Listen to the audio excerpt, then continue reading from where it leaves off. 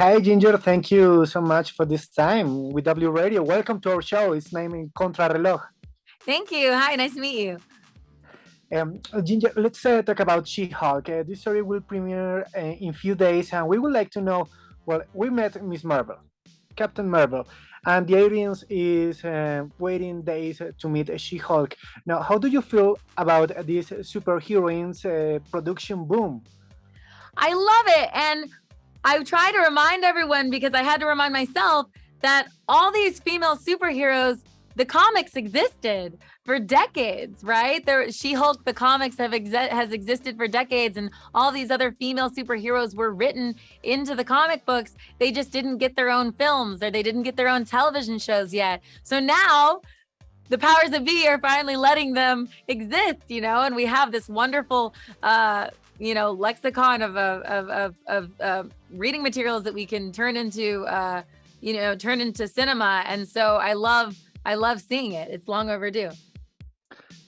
I had the chance to see some episodes of this upcoming show, and I had a great time in front of my TV. I saw so much comfy. I saw you so much comfy in your role. So, how did you feel participating into this MCU series?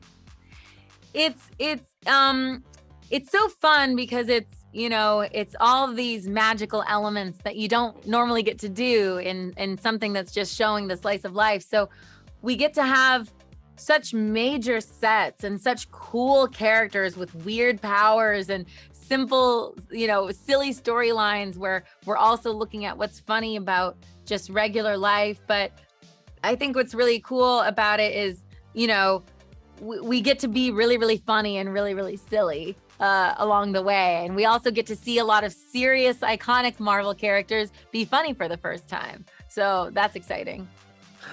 Ginger, how much of your humor, we will see in Nikki? Do you have to stick to the script, or do you have the chance to play with your lines?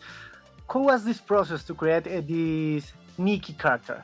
Yeah, I was really lucky in that I got to improvise a lot. When I auditioned, I improvised a lot, and I performed this character in a different way, I think. And so they basically created a Nikki Ramos, and Jessica started tweaking and writing it for me because she got my vibe, for Nikki. She understood it right away.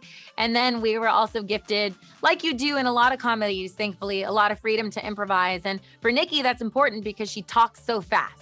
And she's always filling the space with words, and she's never stopping talking. So sometimes I need to just fill the space for the pacing and stuff like that. And so I got to infuse a lot of my humor into it. But Jessica Gao created such a cool, funny show with such a strong foundation that when you do improvise, you need something like that. You need a good anchor. Otherwise, you're just messy and all over the place saying whatever. That's never good, and it's never funny. So you need to know what the tone and the foundation is. And then once you have that, you can play around. And we definitely got to do that, which was really fun.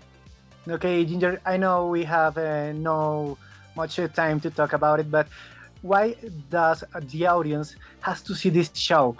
And please invite them to see She-Hulk. Yes, well, I would love to invite all audiences to come and watch She-Hulk, Attorney at Law, because it's just the next level that you can go to for Marvel. We're finally like a new comedy-heavy show, and I just think that everyone will be very charmed by it. They'll be excited by the new superhuman characters that you haven't seen before, and it's just so much fun. Okay, Ginger, thank you very much for this time, for your answers, and thank you. You're welcome every time you can. Thank you. I really appreciate that. Thanks a lot.